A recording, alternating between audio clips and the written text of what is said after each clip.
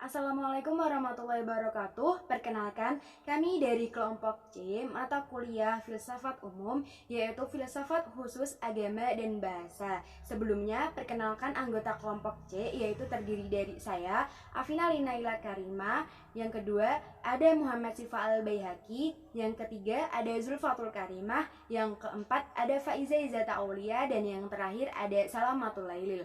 Saksikan video presentasi kami di Sahabat Afi B1.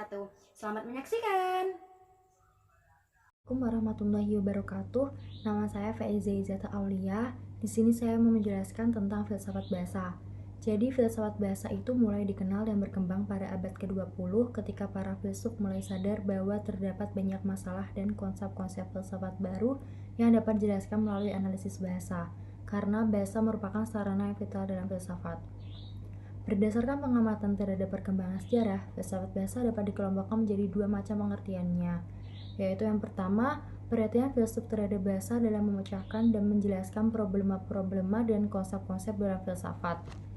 Jadi pada periode abad ke-20, para filosof semakin sadar bahwa banyak problema-problema serta konsep-konsep filsafat yang dapat dijelaskan melalui analisis bahasa, misalnya berbagai macam pernyataan filosofis seperti kebenaran, keadilan, kewajiban, kebaikan, dan pernyataan-pernyataan fundamental filosofis lainnya yang dapat dijelaskan dan diuraikan melalui analisis bahasa atau analisis penggunaan ungkapan-ungkapan bahasa. Tradisi inilah menurut para ahli filsafat disebut dengan pengertian filsafat analitik dan filsafat analitika bahasa. Istilah ini memang baru dikenal dan berkembang pada abad ke-20. Namun demikian, perhatian para filsuf terhadap bahasa dalam menjelaskan konsep-konsep filsafat dalam kenyataan sejarah telah berlangsung lama, yaitu sejak zaman Yunani. Kemudian yang kedua yaitu filsafat bahasa sebagaimana bidang-bidang filsafat lainnya seperti filsafat hukum, filsafat manusia, filsafat alam, filsafat sosial, dan bidang-bidang filsafat. Pengertian yang kedua ini hendaknya dibedakan dengan pengertian filsafat analitika bahasa yang menggunakan bahasa sebagai alat analisis konsep-konsep dan masalah-masalah filsafat. Oleh karena itu, filsafat bahasa dalam pengertian kedua ini filsafat bahasa sebagai objek material filsafat, sehingga filsafat bahasa membahas hakikat bahasa itu sendiri. Konsep kajian filsafat bahasa. Filsafat bahasa merupakan cabang filsafat khusus yang memiliki objek material bahasa. Dalam sejarah perkembangannya, aksentuasi filsuf bahasa menunjukkan minat perhatian yang berbeda dan sangat dipengaruhi oleh perkembangan problema filosofi pada zamannya masing-masing. Berdasarkan alasan tersebut di atas, maka pembahasan filsafat bahasa meliputi masalah sebagai berikut. Yang pertama, yakni salah satu tugas utama filsafat adalah analisis konsep-konsep. Oleh karena itu, salah satu bidang filsafat bahasa adalah untuk memberikan analisis yang adekuat dengan konsep-konsep dasar yang dilakukan melalui analisis bahasa dengan fokus perhatian bidang semantik, karena suatu kata tertentu mempunyai arti atau makna tertentu yang tampak demikian rupa sehingga menimbulkan refleksi filosofis. Yang kedua, kajian filsafat bahasa berkenaan dengan penggunaan dan fungsi bahasa, yaitu pembahasan tentang bahasa dalam hubungannya dengan penggunaan bagi tindakan manusia. Yang ketiga, berkenaan dengan teori makna dan dimensi-dimensi makna. Pembahasan tentang lingkup inilah filsafat bahasa memiliki keterkaitan erat dengan linguistik, yaitu bidang semantik. Dan yang keempat, selain masalah-masalah di atas, filsafat bahasa sebagian juga membahas hakikat bahasa secara objek material. Bahkan lingkup pembahasan ini telah lama ditekuni oleh para filsuf, antara lain hakikat secara ontologos, yaitu bentuk dan makna. Hubungan filsafat dengan bahasa. Bahasa merupakan sistem simbol yang memiliki makna, merupakan alat komunikasi manusia, penuangan emosi manusia, serta merupakan sarana pengejawantahan pikiran manusia dalam kehidupan sehari-hari.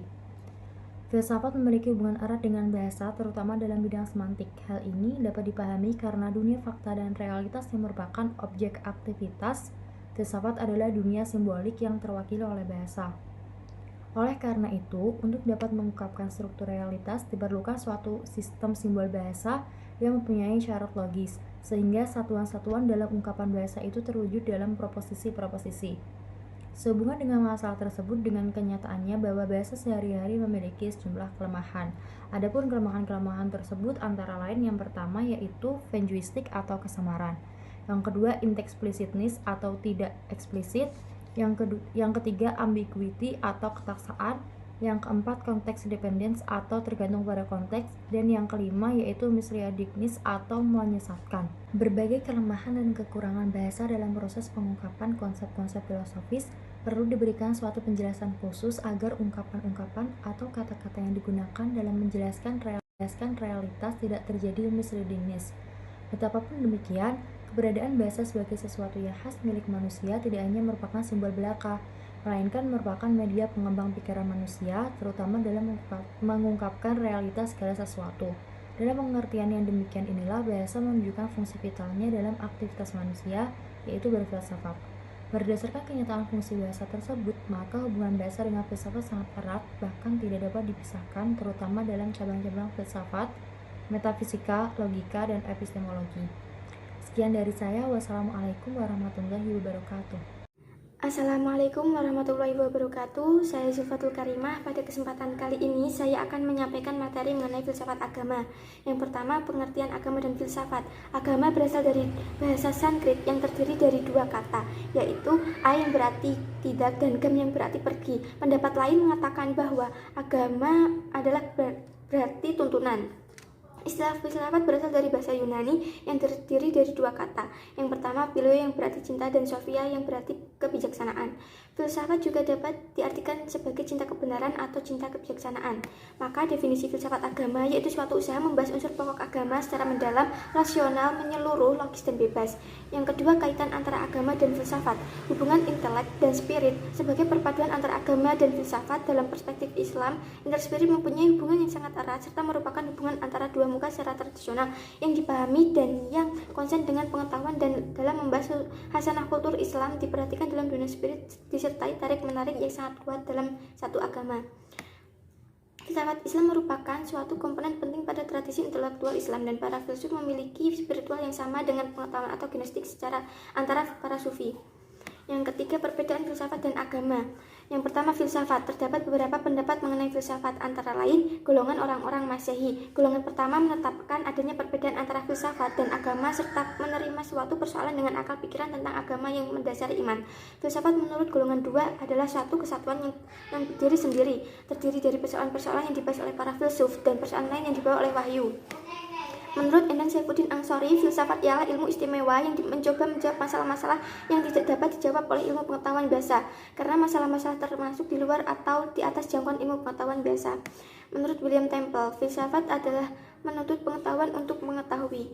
Menurut C.S. Lewis, membeda enjoyment dari contemplation. Misalnya, laki-laki mencintai perempuan, rasa cinta disebut enjoyment, sedangkan memikirkan rasa cinta disebut contemplation, yaitu pikiran sifat cinta tentang rasa cinta itu. Agama.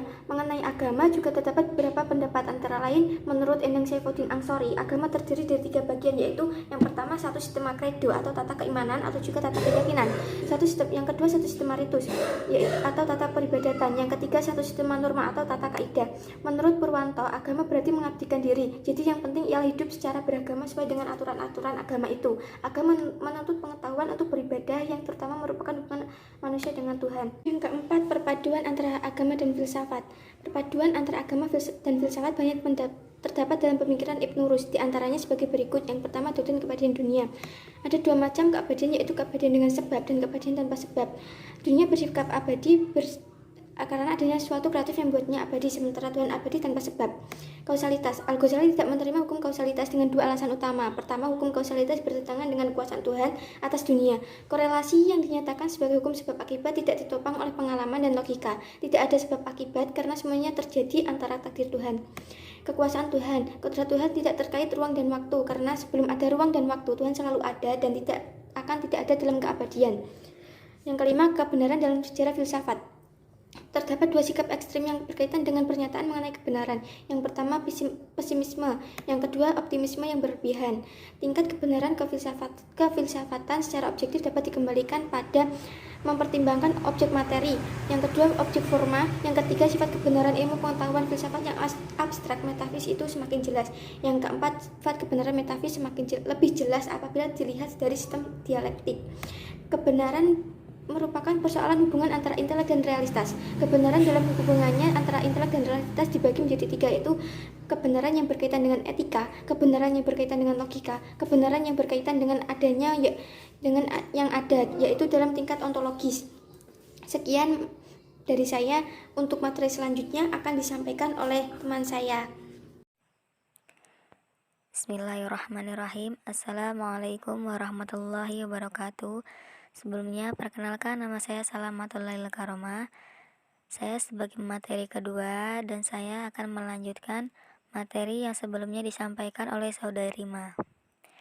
Baik, saya lanjutkan. Di sini saya akan menyampaikan dasar kebenaran yang ada dapat ditemukan melalui beberapa cara, yaitu yang pertama, akal sehat. Akal sehat merupakan konsep yang memuaskan untuk digunakan secara praktis. Yang kedua, intuitif, yaitu kebenaran yang diperoleh secara cepat dengan melalui proses yang tidak disadari atau tanpa berpikir terlebih dahulu. Yang ketiga, trial and error, adalah kebenaran yang dilakukan secara coba-coba tanpa kesadaran akan pemecahan masalah tertentu. Yang keempat, ada otoritas, yaitu kebenaran yang diterima melalui otoritas ini atau seorang ilmuwan dan penjabat tertentu.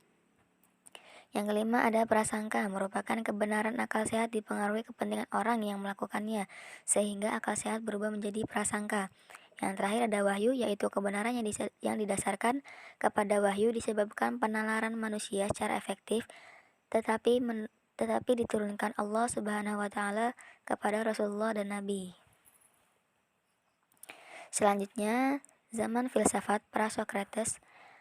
Mempelajari filsafat Yunani berarti menyaksikan kelahiran filsafat. Filsafat dilahirkan karena kemenangan akal atas dongeng-dongeng atau mite-mite yang diterima dari agama, yang memberitahukan tentang asal-usul segala sesuatu, baik dunia atau manusia. Sampai kini, filsafat Eropa dan Amerika masih juga didasarkan atas daya pikir orang-orang Yunani. Filsafat Barat merupakan suatu kesatuan. Filsafat ini timbul di kalangan orang-orang Yunani berdasarkan rasa heran atas hal-hal yang mereka amati. Demikianlah yang telah dikatakan oleh Plato dan Aristoteles. Yang kedua, pesisir-pesisir. Asia kecil diduduki orang Ionia. Ionia merupakan daerah pertama di negeri Yunani yang mencapai kemajuan besar, baik dalam bidang ekonomi maupun di dalam bidang kultural. Yang ketiga, dapat dikatakan bahwa filsuf pertama yang hidup di Miletos adalah filsuf-filsuf alam. Artinya, mereka adalah para ahli pikir yang alam yang luas dan penuh keselarasan ini menjadi sasaran pemikiran mereka. Selanjutnya, ajaran filsafat dari filsuf alam meliputi segala sesuatu yang sekarang disebut ilmu pengetahuan, yaitu ilmu pasti, ilmu alam, ilmu bintang-bintang, ilmu hayat, ilmu kedokteran, dan politik. Filsuf alam tersebut antara lain, yang pertama Thales tahun 558 Masehi, bahwa asas pemula ini adalah air yang merupakan asas kehidupan segala sesuatu. Semuanya berasal dari air dan semuanya kembali lagi menjadi air. Thales beranggapan demikian karena air mempunyai berbagai bentuk seperti cair, beku, uap. Yang kedua, Anaximander tahun 546 Masehi adalah murid Thales yang mempunyai pemikiran bahwa asas pemula adalah udara. Udara meliputi seluruh alam semesta dan asas kehidupan manusia seperti terbukti. Yang ketiga, Protagoras menyatakan bahwa manusia adalah ukuran kebenaran. Teorinya disebut teori homo mensura est, yang berarti manusia sendiri menjadi norma untuk segala-galanya. Yang keempat, Heraklitos, yaitu tahun 540 sampai 475 Masehi, menyatakan bahwa segala sesuatu mengalir, tetapi ia juga percaya akan keadilan kosmis yang menjaga keseimbangan di dunia. Selanjutnya, zaman filsafat Socrates, Plato, dan Aristoteles. Yang pertama, Socrates. Socrates adalah filsuf Yunani yang lahir pada tahun 469 Masehi dan meninggal pada tahun 399 Masehi. Terkenal sebagai ahli fikir yang dalam sejarah pengetahuan mendapatkan tempat dan penghargaan sesuai dengan hasil karya dan pikirannya. Socrates adalah murid Pythagoras yang utama. Yang kedua, Plato. Plato lahir pada tahun 427 Masehi dan meninggal pada tahun 347 Masehi. Dasar pengetahuan yang benar ialah kenyataan ilahi. Kenyataan ilahi sungguh-sungguh ada, sedangkan kenyataan indrawi adalah semu. Ide-ide telah ada pada manusia sebelum lahir ke dunia ini, yaitu ide innata. Selanjutnya, perbedaan antara Socrates dan Plato yaitu Socrates mengusahakan adanya definisi tentang hal yang bersifat umum guna menentukan hakikat atau esensi segala sesuatu karena tidak puas dengan mengetahui hanya tindakan-tindakan atau perbuatan-perbuatan satu persatu saja. Plato meneruskan usaha Socrates lebih maju lagi dengan mengemukakan bahwa hakikat atau esensi segala sesuatu bukan hanya sebutan saja tetapi memiliki kenyataan yang lepas dari hal yang konkret yang disebut dengan ide. Ide-ide itu nyata ada di dalam dunia idea. Yang selanjutnya Aristoteles. Aristoteles lahir di Stageria, Yunani Utara, anak seorang dokter pribadi Raja Makedonia. Bersama dengan Socrates dan Plato, Aristoteles juga mempunyai pandangan bahwa kebenaran bersifat mutlak dan umum. Selanjutnya, filsafat Helenisme. Zaman sesudah Aristoteles disebut sebagai zaman Helenisme.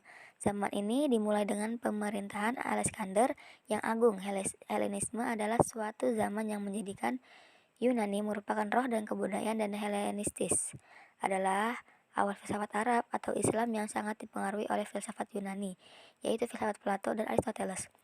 Melalui filsafat Arab ini, filsafat Kristiani berkenalan dengan filsafat Plato dan Aristoteles. Abad Pertengahan. Di abad pertengahan terjadi keseimbangan hubungan antara iman dan filsafat, terutama dalam filsafat Thomas Aquino. Pada masa Thomas Aquinas, perhargaan terhadap akal muncul kembali dan selanjutnya Agustinus mengganti akal dengan iman. Dalam hal ini, potensi manusia yang diakui pada zaman Yunani diganti dengan kuasa Allah. Agustinus mengatakan bahwa kebenaran relatif itu tidak perlu memimpin melainkan kebenaran mutlak, yaitu ajaran agama. Ya, mungkin cukup sekian materi yang dapat saya sampaikan. Kurang lebihnya saya mohon maaf. Dan materi selanjutnya akan disampaikan oleh rekan saya yaitu Muhammad Syifa Al-Baihaqi. Wassalamualaikum warahmatullahi wabarakatuh. Bismillahirrahmanirrahim. Assalamualaikum warahmatullahi wabarakatuh. Perkenalkan, nama saya Muhammad Syifa Al-Baihaqi. Saya menjadi pemateri ketiga, melanjutkan dari saudari Salamatul Lail. Oke, langsung saja. Zaman Renaissance. Filsafat zaman Renaissance jauh lebih banyak unsur magi yang ikut berperan dibanding pada zaman pertengahan. Banyak penemu baru di bidang ilmu pengetahuan dan di lapangan pengetahuan mengenai bumi serta bangsa-bangsa yang menyebabkan merajalelanya rekaan pikir yang sangat dipengaruhi oleh hal-hal yang bersifat magi. Hal-hal yang bersifat magi ini merupakan salah satu ciri pemikiran pada zaman Renaissance, seperti halnya refleksinya mengenai politik serta pertumbuhan ilmu alam yang memberikan titik berat pada pengamatan yang tak berprasangka.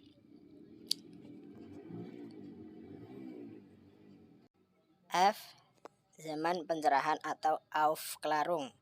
Zaman ini dimulai pada abad ke-18 yang telah berakar dari masa Renaissance. Zaman pencerahan menurut Immanuel Kant adalah zaman manusia keluar dari keadaan tidak akil balik yang disebabkan karena kesalahan manusia sendiri. Hal itu disebabkan karena manusia tidak mau menggunakan akalnya dalam pemikirannya. Pencerahan ini berasal dari Inggris, berkembang di sana karena Inggris telah menjadi negara yang berkembang dan merupakan negara yang liberal. Selanjutnya filsafat abad ke-20. Tahun 1980 dimulai suatu zaman baru yang berbeda dengan zaman sebelumnya. Tetapi masih ada keterkaitan abad ke-20 ini. Masih juga dijiwai oleh pandangan bahwa cara yang paling baik untuk menemukan kebenaran di bidang filsafat salah satunya adalah dengan cara meninggalkan semua pemikiran yang telah diwariskan oleh pemikir-pemikir terdahulu di bidang itu.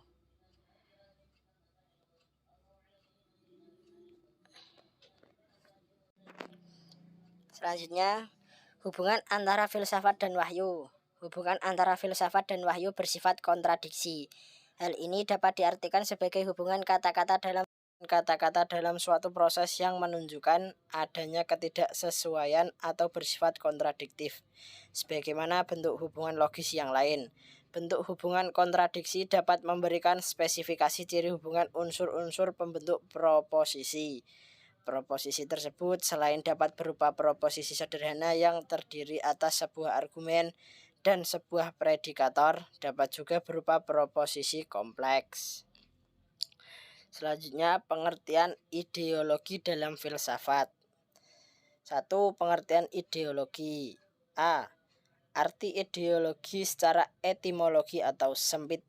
Istilah ideologi berasal dari bahasa Yunani, yaitu idea atau ide, gagasan, dan logos, studi tentang ilmu pengetahuan tentang. B. Arti secara terminologi atau luas arti ideologi secara terminologi adalah ilmu pengetahuan tentang ide-ide, studi tentang asal-usul ide.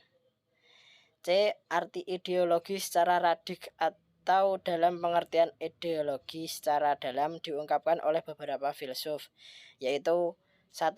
Marx dan Engels. Ideologi mengacu kepada seperangkat keyakinan yang disajikan sebagai objek, padahal sebenarnya bukan hanya mencerminkan kondisi-kondisi material masyarakat. 2. Karl Mannheim menggunakan istilah ini untuk menunjuk kepada seperangkat kepercayaan yang terdapat perbedaan antara motif-motif yang terungkapkan dan yang mendasari. Yang terakhir, dominasi dalam filsafat.